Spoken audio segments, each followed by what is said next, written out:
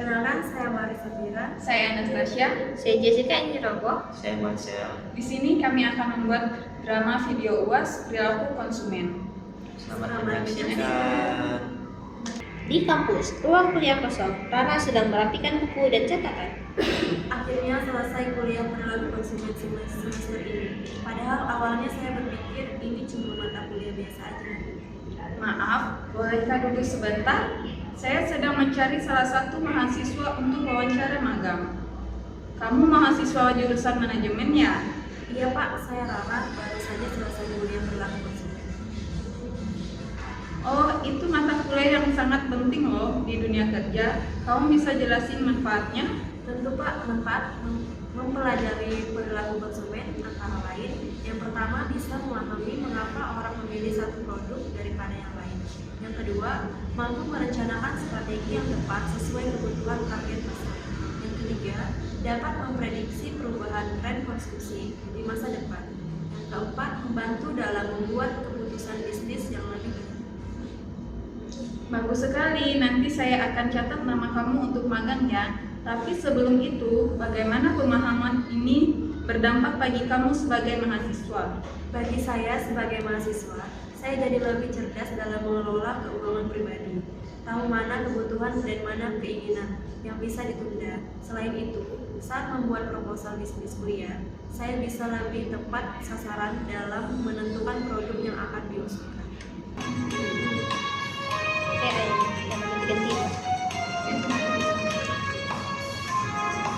Kawan, Kita belajar perilaku konsumen itu yang utama.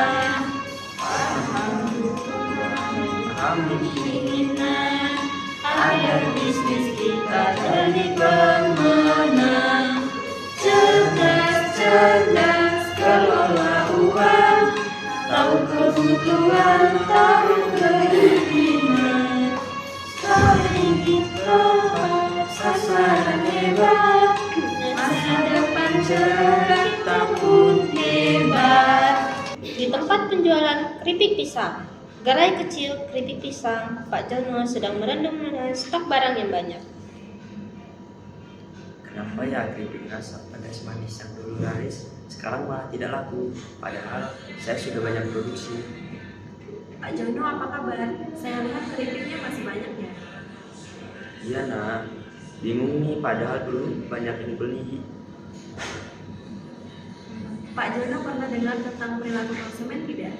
Saya bisa bantu jelasin dampaknya bagi UMKM loh. Kalau kita paham cara berpikir konsumen, yang pertama bisa mengetahui perubahan selera dan menyesuaikan produk.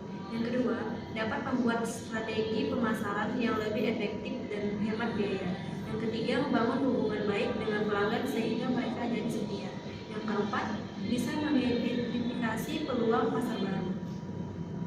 Wah, bagus ya. Gimana cara aplikasikannya? Misalnya saja, sekarang banyak konsumen yang mencari produk sehat.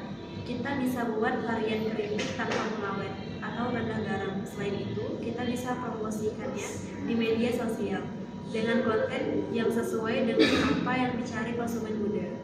Terima kasih banyak ya. Sekarang saya coba arahan baru. Pemahaman ini benar-benar bantu UMKM saya bertahan dan berkembang.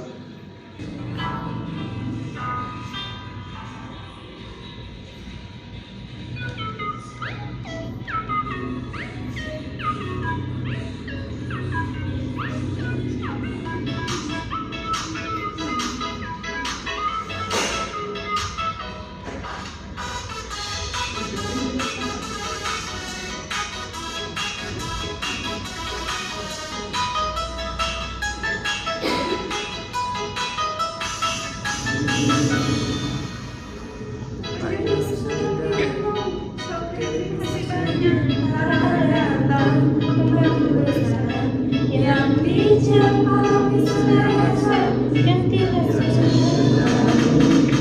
Kalau kawin itu sehat, kalau saya mau yang lebih pemasaran efektif, makin merah bisnis menurut Perilaku baru diciptakan. Ruang rapat rapat kelurahan. Ruang rapat kecil, Bu Siti sedang memimpin rapat Karang Taruna. Sahabat-sahabat Karang Taruna, kita akan melaksanakan program peduli lingkungan bulan depan. Tapi saya khawatir masyarakat tidak mau ikut serta seperti tahun lalu.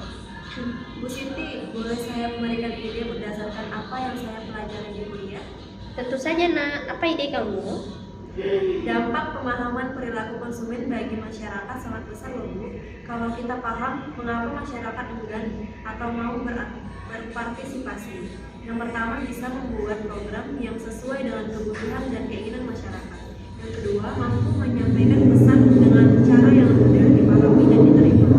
Yang ketiga, dapat meningkatkan kesadaran dan partisipasi masyarakat dalam program tersebut. Yang keempat, membangun budaya yang baik karena kita saling memahami satu sama lain. Bagus banget. Gimana cara aplikasikannya? Misalnya, kita tidak hanya menyuruh masyarakat membuang sampah pada tempatnya, tapi kita jelasin manfaatnya bagi kesehatan keluarga mereka sendiri. Kita juga bisa membuat program penghargaan untuk keluarga yang paling rajin menjaga kebersihan lingkungan. Masyarakat akan lebih bersemangat ikut. Hebat ya, Nak. Sekarang saya tahu cara membuat program yang lebih efektif dan bermanfaat bagi masyarakat.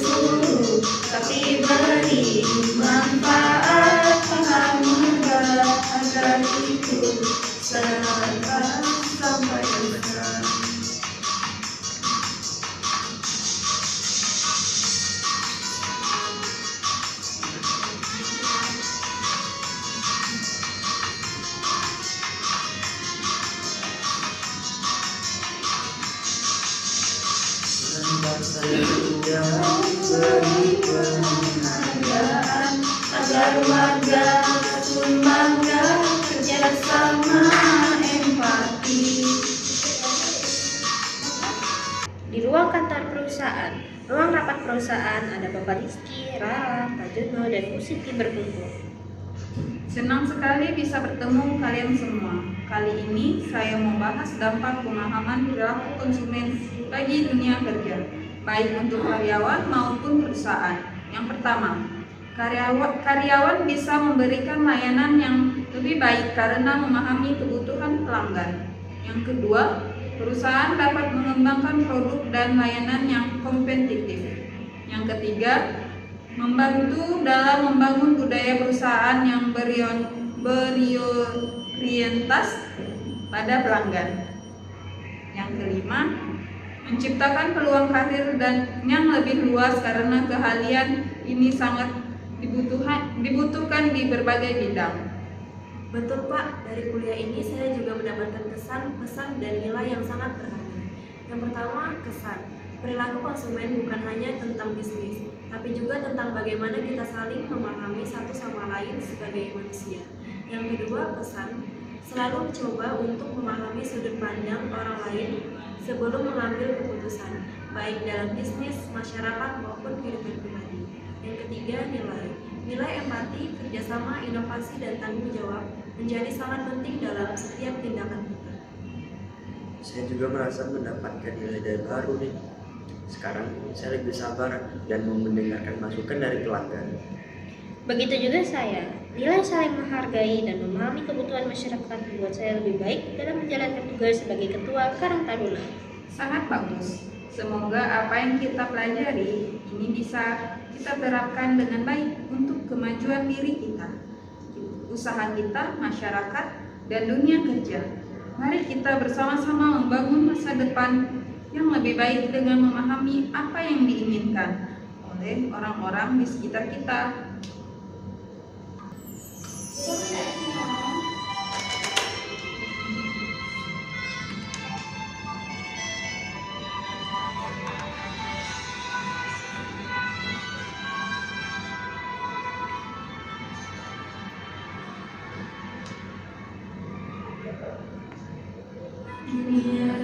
Kami konsumen berlayanan, karyawan hebat produktif, membangun budaya yang paling efektif, pesan dan kesan nilai yang beragam, empati dan inovasi kunci kita semua, saling memahami sudut pandang orang, masa depan cemerlang senang. Teman-teman semua, perjalanan kita hari ini bukan hanya tentang bagaimana menjual produk atau memenangkan persaingan bisnis melalui perilaku konsumen. Kita belajar satu hal yang jauh lebih mendalam dari empati. Bagi saya, sebagai mahasiswa, ini adalah bekal untuk menjadi pribadi yang lebih baik, lebih bijak. Bagi Pak Jono, ini adalah harapan untuk menghidupkan kembali usahanya.